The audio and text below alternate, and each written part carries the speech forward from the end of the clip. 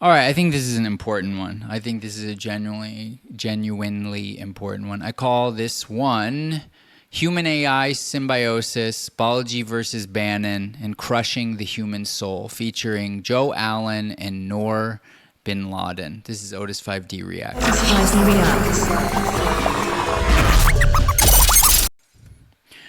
All right, Larry Fink, what you got to say? That is a huge investment opportunity. I didn't care anyway. All right, welcome back. All right, Joe Allen.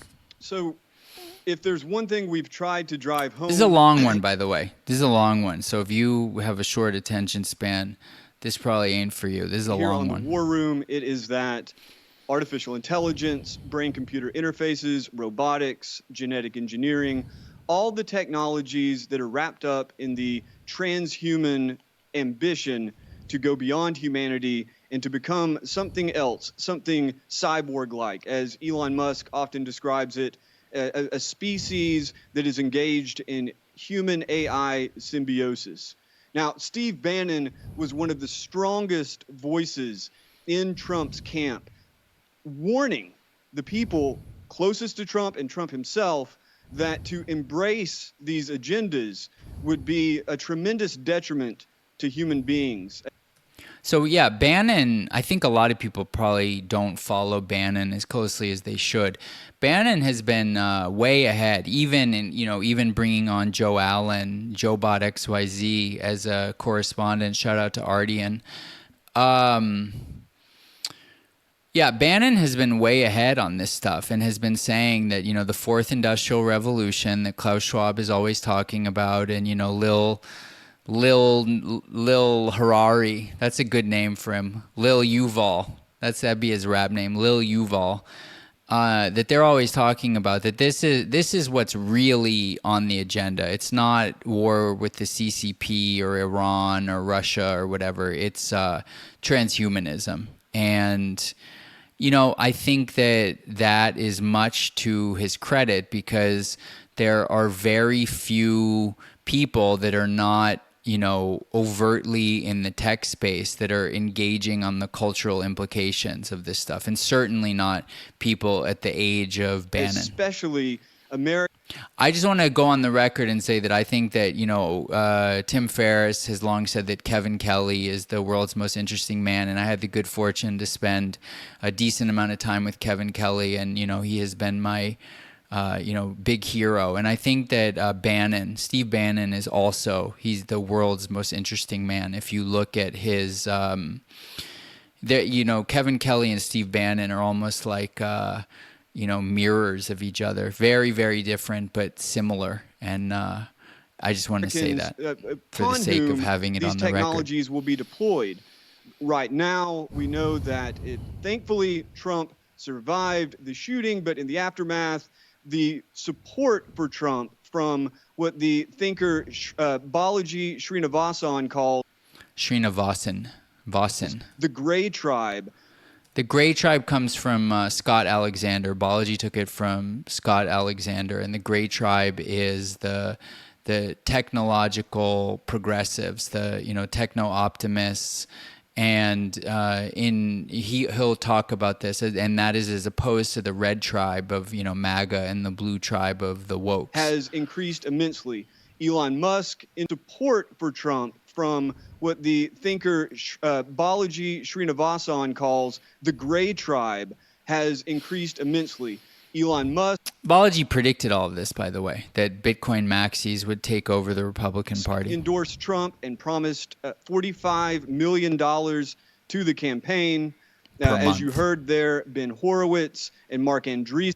So Ben Horowitz and Mark Andreessen, he played it much earlier in the video, so I didn't include it, but they just came out in support of Trump. And this is especially a big deal for Ben Horowitz, because he's like Mr.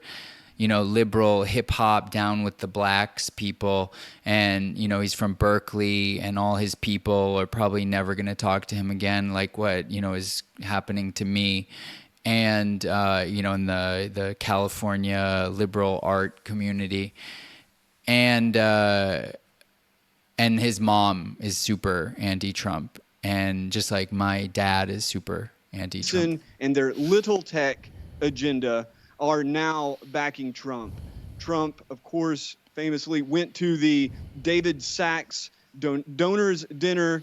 And at that point, you could kind of see the embrace David of the Sachs is tech part of the community PayPal going mafia, both an ways. All-In And podcast, of and course, on the many other All In things. podcast, you hear Donald Trump boosting artificial intelligence as the future of America. And now the America First Policy Institute has drafted up the Make America First in AI document, basically calling for a kind of Manhattan Project for the United States to pour money into artificial intelligence development, primarily Speed this for up a little bit. military purposes, but as we all know, artificial intelligence is poised to be injected into everything from medicine to education to business and just into your personal life. There are a number of platforms in which human beings are now coming to befriend, fall in love with, and dedicate most of their time to artificial intelligence generated beings, just deep fakes that are your friends. Now, to talk about this insane descent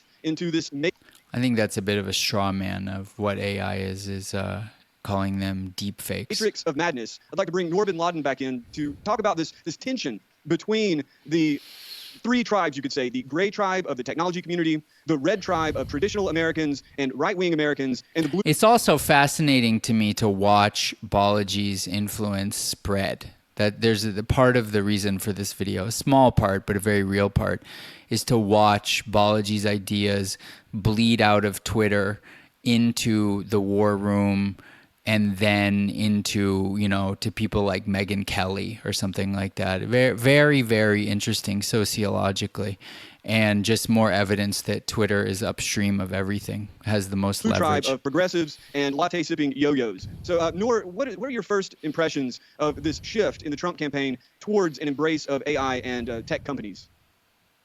The first thing I'd like to say, Joe, watching your different video montages and also the one at the top of the show, and also listening to your monologue and your work in general. But just now I was thinking to myself, if our overlords get their way and, we are heading towards this dystopia that they have been building brick by brick for a very, very long time, my thought is that we're probably going to see dissenters in the future who will be asking to make humans biological again. Yeah.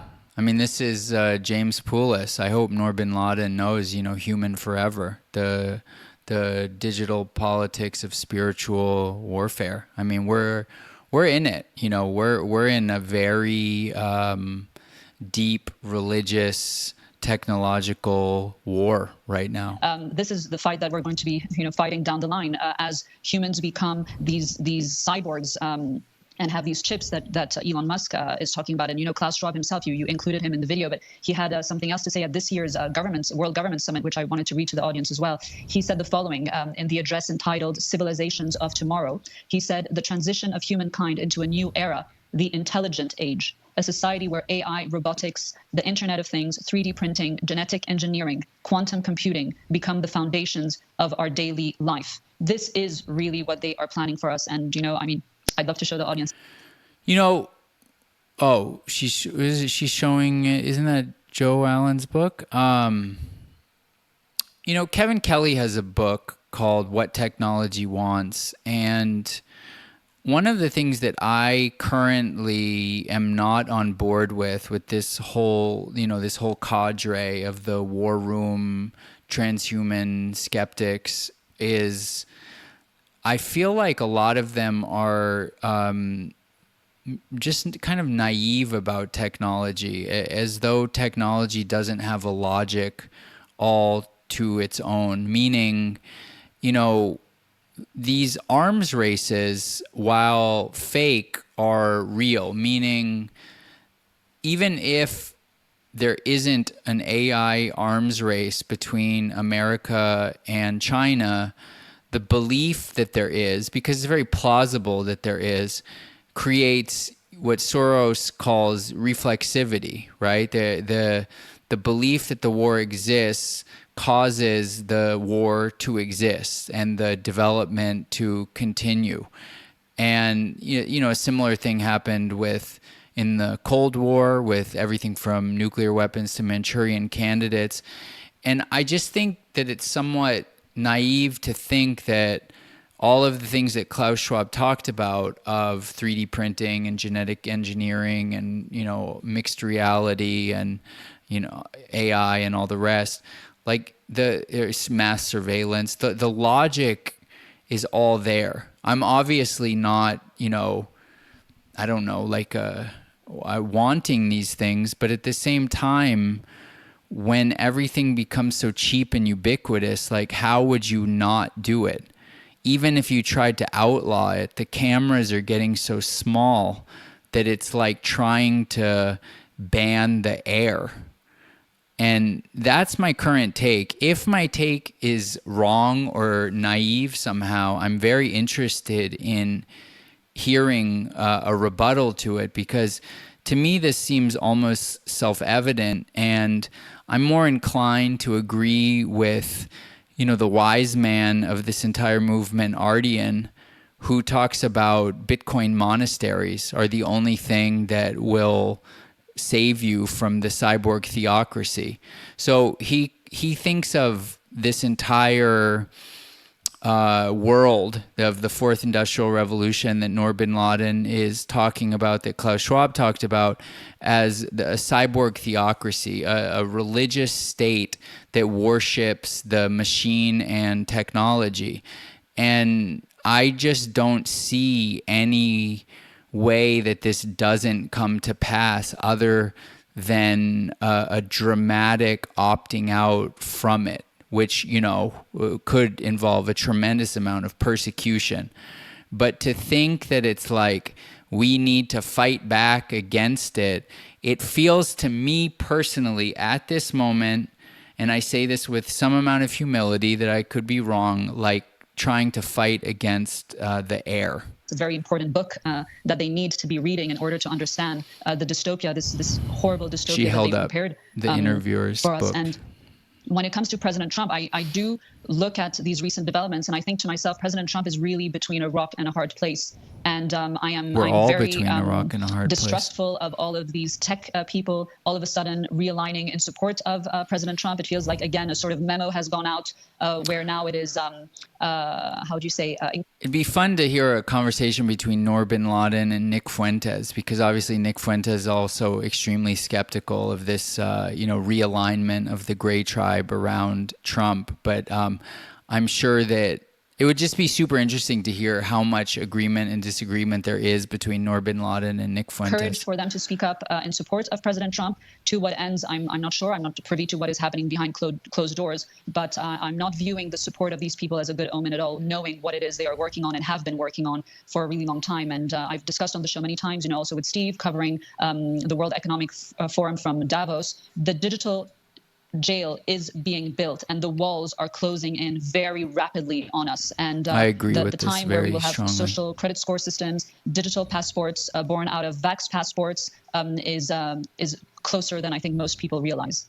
I totally agree with Yes, that. absolutely. I think the description of a digital prison is very, very apt here. And it's not necessarily that even many of the people working on these technologies intend it as such. People Right. talk about technology a lot of times as if it's neutral. But Right. when you have your personal identity, your biometric identity wrapped up in a government identity and in your digital wallet, and by extension, digital passports, things like this, it by necessity creates a situation in which if you have run afoul of the authorities, or Right. as we are now experiencing in a very intense way, the authorities have become hostile towards you, there Right. really isn't an escape, at least not in the traditional sense. Before, agents would have to spend a lot of time and effort and resources to track you down or monitor populations en masse, or to Well disseminate said, Joe propaganda directly into their minds through these digital, or through whatever media is available. But now, because of these digital systems, not only are people very easily tracked, not just individuals, but people en masse, and it creates a situation in which authorities can bring down the hammer in very meaningful ways that were not possible before. You see it in warfare with the rise of drone Well warfare. said, There's man. no reason that a fleet of drones could not be turned on the population, the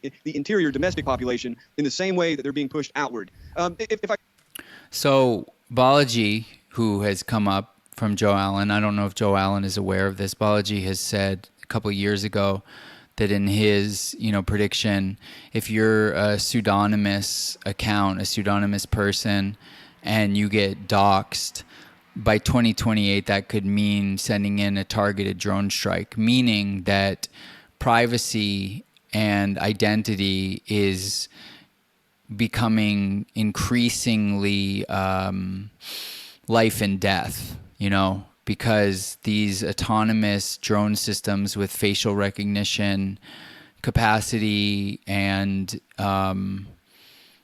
autonomous flying equipped with weapon systems can just target you. And, what do you do? And obviously there will be not only pushback to this, but drone defense systems. It'll be a cat and mouse game. But, these things are significantly, like, this is happening to at least to some extent in Ukraine and Russia right now. And, it's only 2024. So think about where this is going to go, 4 or 5 years from now. Noor, you speak a lot about all very well spirituality said, Joe and Allen. about how this digital prison is in many ways crushing the human soul. And a lot of my work is about how the biological human beings have always sought transcendence through traditional religious communities, traditional religious narratives and techniques. Now the new religion, which is not orthodox in any way yet, offers transcendence through technology. So the AI will confer Cyborg wisdom, theocracy. human brain-computer interfaces will allow human beings to kind of reach a state of apotheosis and become many gods. And human beings, of course, are now able to play God by manipulating the genome, not only of animals, plants, and microbes, but of human beings themselves. So that spiritual dimension, Noor, if you could, just the last moments we have, just tell us a little bit about how this hits you. I think it's... And just wait, for what it's worth, people like Brian Johnson in recent interviews and conversations, believe in the pursuit of becoming God. And so, this is very real. This is, whatever anybody thinks about this is not theoretical. People at the forefront of these developments are actively working in this direction. And the question is just, like Balaji would say that in the past, people said that, oh, you're trying to fly, that's what God made birds to fly. He didn't make you to fly. And, you're playing with fire, and this is like a Promethean thing, and you're like Icarus flying too close to the sun. And then airplanes got invented, and now it's all normal. And that in the same way, it's like, oh, you're trying to overcome death. That is playing God, but in the future, that will just become normal. So just for the purpose of steel manning these arguments that not everyone agrees with the kind of Joe Allen war room cyborg theocracy worldview. Or if you could, just the last moments we have, just tell us a little bit about how this hits you. I think it's absolutely evil lure that we are being presented. And I think with the work that I do, if I had to boil it down to its very essence, we really are in a spiritual battle and a battle of good versus evil. And, when I first started speaking up 4 years ago and I came out with my letter to America, there was something very specific that I wrote in my letter, that everything that we're seeing, the purpose is to sever our relationship to God, to the divine, whether through, as I mentioned earlier, these psychological operations, psychological warfare, how we are being poisoned via the food we consume, the air we breathe, the indoctrination via the education system, the media, the degeneracy that is being pushed on us. This is a multi-front war on humanity that we are going through. Warfare. And the purpose is really to disconnect us from God and to weaken humans in order for them to be... So this is one of the contentions. Sorry, it's kind of an asshole move for me to cut her off when she's spitting like that. But this is one of the contentions of people, Laura Matsu and her husband, what is it, Bernard Gunter? I'm embarrassed that I can't remember his last name, Veil of Reality on Twitter, that they're regularly quoting both Rudolf Steiner and Sri Aurobindo, talking about in the future that technology would come into existence that would serve to disconnect humanity from the soul altogether and to trap humans in this endless technological, something like a dopamine loop where the flood of dopamine is so continual that there's a splitting between the physical body and the connection to divinity. And it is interesting because I do think that a lot of the people involved in this stuff, like Balaji, Brian Johnson, Mark Andreessen. I think at best they're agnostic and potentially leaning toward atheist. So, this is a really big divide, because I'm certainly on the side of the camp where the obviousness that God exists is more obvious than 2 + 2 = 4. And I'm not quite sure how those two sides engage, where something that is so obvious to me and to people like Joe Allen and Noor bin Ladin. Oh, sorry for having such a weird still frame there.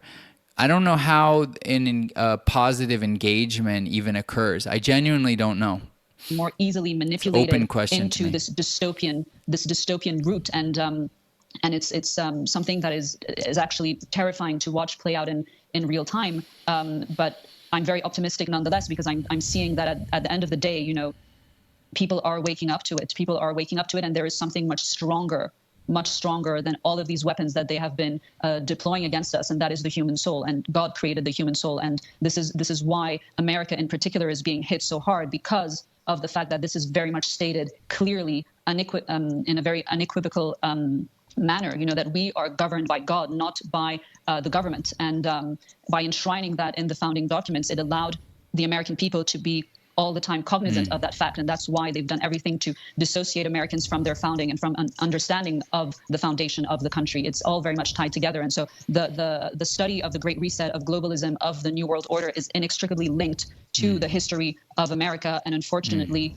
to the planned and managed and willful destruction of the United States and of its population in particular. You have really been putting out some beautiful stuff. Your latest post on Substack was tremendous. Where can people find you? Okay, that's good. Damn, Noor really out here fucking spitting. Man. Dude, we're just like in the fucking thick of it. We are just in the thick of it. So she said that she's optimistic because she sees that people are really waking up to this. So my thesis, and I say this because I really hope that at least one day, if that day is not today, I accept it. But I hope one day that, people watch this, these people, Noor bin Ladin, Joe Allen, they watch this and they engage with my thinking, even if they disagree entirely. I fuck with it. I just see that it has to be a bifurcation. All signs to me point to bifurcation. Balaji calls this the bifurcation between anarcho-primitivism and transhumanism. I tend to call it like Torba, neo-Amishism, where you maybe engage with the digital realm up to a certain point, but you use it, you don't let it use you. And I think that the technology that's coming online, especially with mixed reality and AI and brain-computer interfaces, it really has the capacity to begin using you in ways that, make social media addiction look like absolutely nothing. And I'm just curious if people can envision some positive outcome, assuming, other than like full-on transhumanism, other than a bifurcation, because I just don't see the ability to get sufficient consensus, right? Because the Gray Tribe, which is how this video started, of Elon and Balaji and, Mark Andreessen, they're more or less all in on this stuff. And they have Peter Thiel too. I think, Peter Thiel is almost the most important person in this entire, Buddha Baba, because he is right in the middle where he is gay, he is a serious Christian, he is a student of Rene Girard. He is a student of Carl Schmitt, the political philosopher.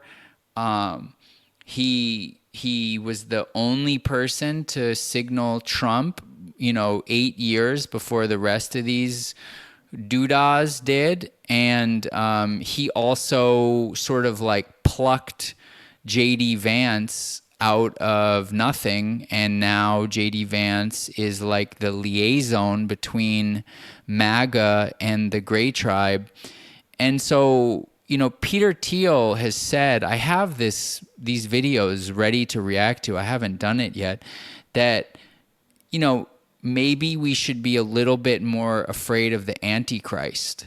So I think Peter Thiel has very nuanced views of where humanity is going and what the role of technology is and should be.